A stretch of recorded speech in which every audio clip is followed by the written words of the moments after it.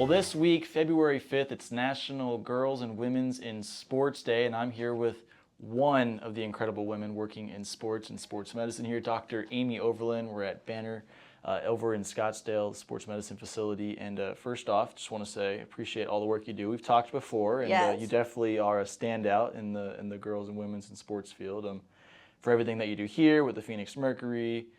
So just want to start with that and say, you're doing a great job. Well, thank you. Yeah, it's very exciting to be a female physician and be able to bring light to the issue of sports and the benefits of it in the female population. And celebrating National Girls and Women's in Sports Day is just another opportunity to highlight the benefits. Yeah, it's important, and so that's where I wanted to go with today. So we're seeing, an uptick in girls playing sports, not even just at the youngest levels, but playing longer now. There's more opportunities with different sports like flag football and basketball, and now even out here wrestling. A lot of times girls that are wrestling with the boys, now they got enough for girls wrestling and things like that. So how are you seeing the uptick in just girls' involvement in sports have a positive impact on community? Yeah, so the more girls participate in sports, there are several things that happen. I mean, there's the whole emotional, mental aspect of participation, such as better self-esteem in these young women, lower levels of depression, less use of social media because they have another natural social outlet, so they don't have to go online to create those things. There's the physical benefits, right? So if you're exercising in high school, you're 8 times more likely to still be physically active at 24. We know it benefits their bone density long term, so they're less likely to have osteoporosis. And staying active on both gender sides reduces hypertension, diabetes, and all those things, obesity as we age. So the more we get them physically active younger, the more likely they are to have those benefits. And then there's the benefits of school. They have higher grades, they're more likely to graduate, they're more likely to attend college, they have lower uses of illicit substances and drugs, they're less likely to have an unplanned pregnancy, and ultimately, 94% of women that have C-suite jobs were athletes.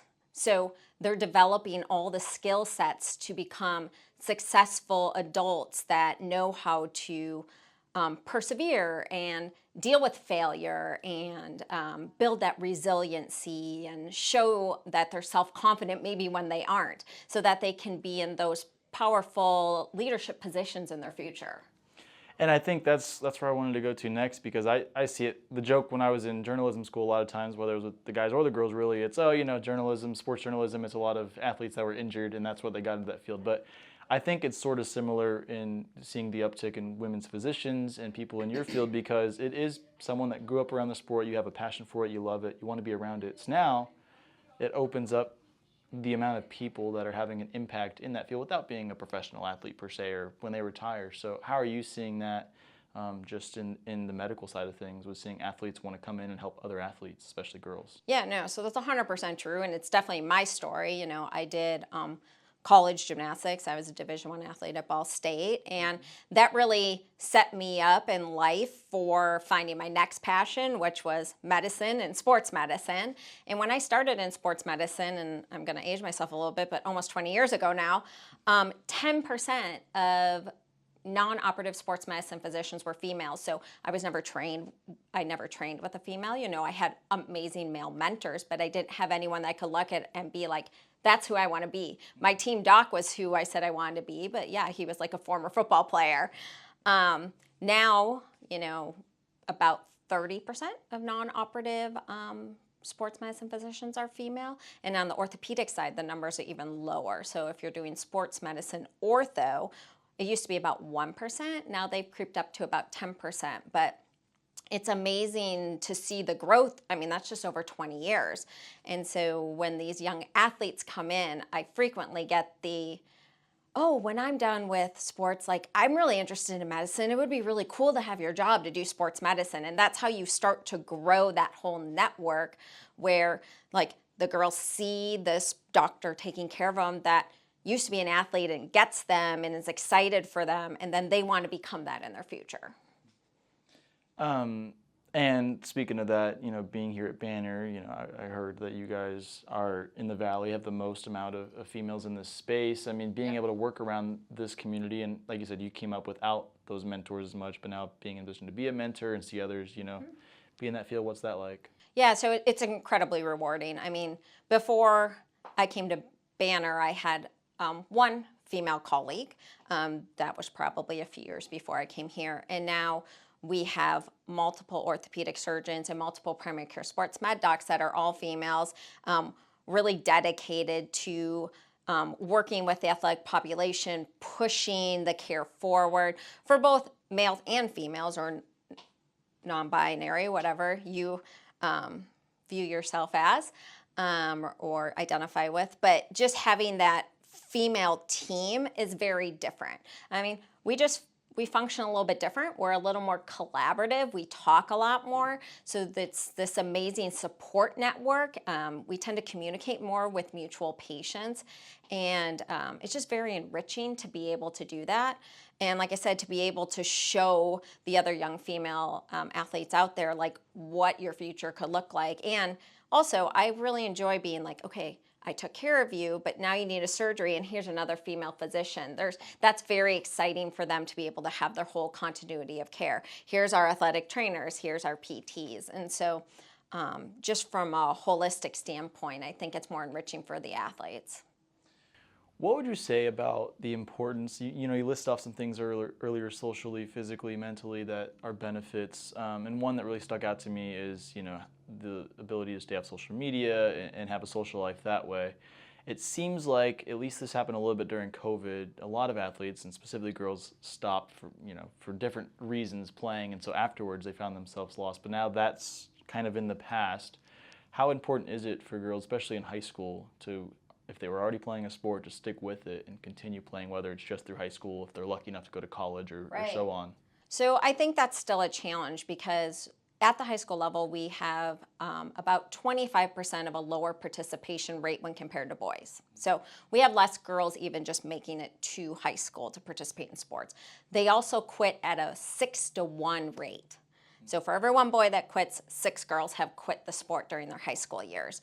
So we know that them participating through their 4 years of high school, like we talked about, even if you're not going to play in college, you end up with better grades, are more likely to graduate, more likely to go on to college. So even if you're not going to have those long-term goals, there is a lot of life learned during that high school, and it helps them, again, stay focused so that they aren't distracted by other people trying to maybe take their shine away. They have something that makes them uniquely them, that they can have self-confidence to make the right choices for themselves in their lives and then set them up for future success.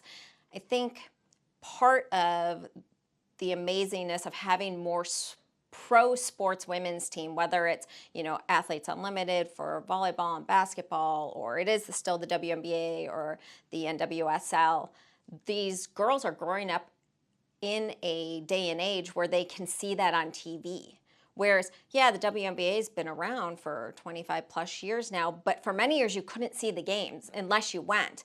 And there was, only a small number of cities that had teams. Well, now with these larger contracts of being able to have more on TV, these girls anywhere can see and idolize people and have a vision of where they could go. And even if they don't, that exposure keeps them motivated to stay in their own sport longer.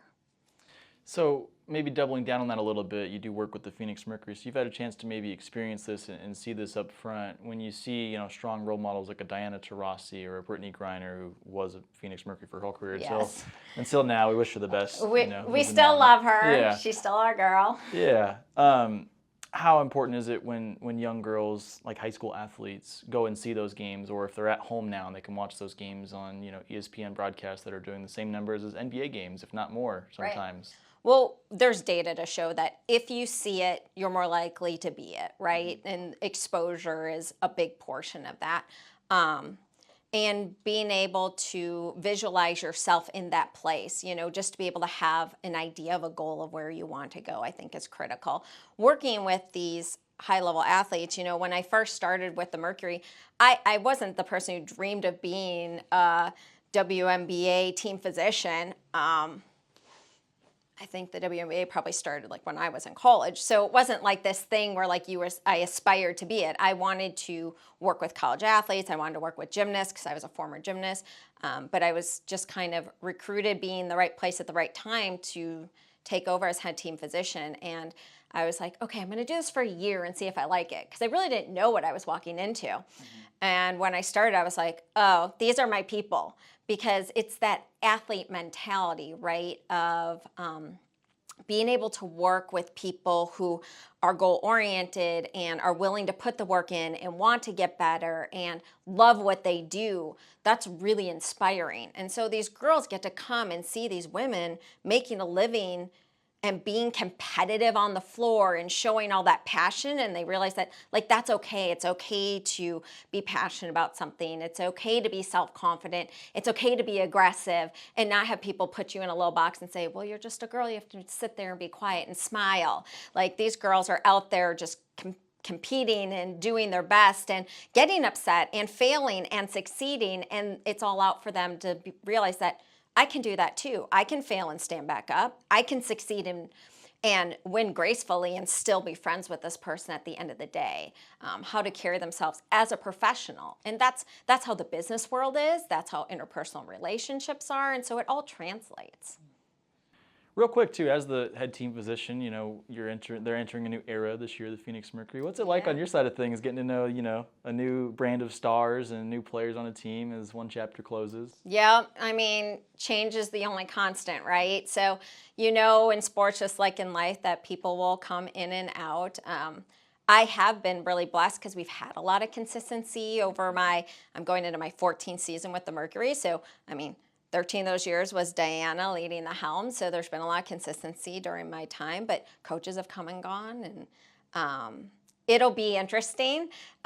It's always fun, every training camp, it's exciting. You don't know how the team's going to mesh and what you're going to look like, so I'll be super excited to work with our new players. I will, of course, be sad for the ones that are coming, because when you take care of them for several years, they're adults, so there is a relationship you develop there. There's some friendship. There's some just you're cordial with each other, and they know I'm a mom. Like several of them have seen my children grow up. I've seen them go have babies, and so there is a different relationship with the professional athletes that you don't have with like your 14-year-old high school student.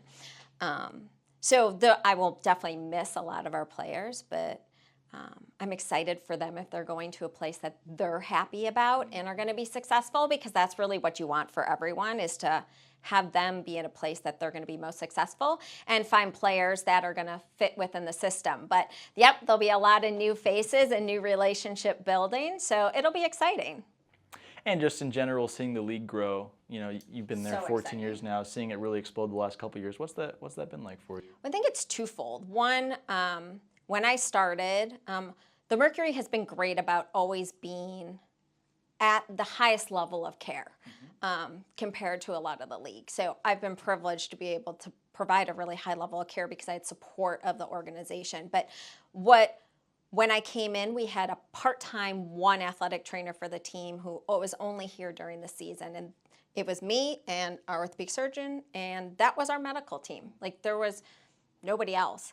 And we've expanded now to, obviously, 2 docs, 2 assistant docs, plus we have a head PT ATC, another full-time ATC, another full-time physical therapist, another full-time strength and conditioning coach. So over that time, we have like quadrupled the size of our medical team. And so the resources we're able to provide are so much better. We now have a dedicated dietitian. We have a dedicated sports psychologist. And this is still above the standard in the league. But as the league grows, more and more teams are being able to provide this higher level of medical care and growth, which I think is great because these women are playing for 10, 15, if you're lucky, 20 years after college. And you need a higher level of care to be able to keep your body in shape and your mind sharp to be able to play that long professionally. Like that's incredibly rare even on the men's side of things. So we're lucky that we've been able to grow our services and our staff along with the success of the league.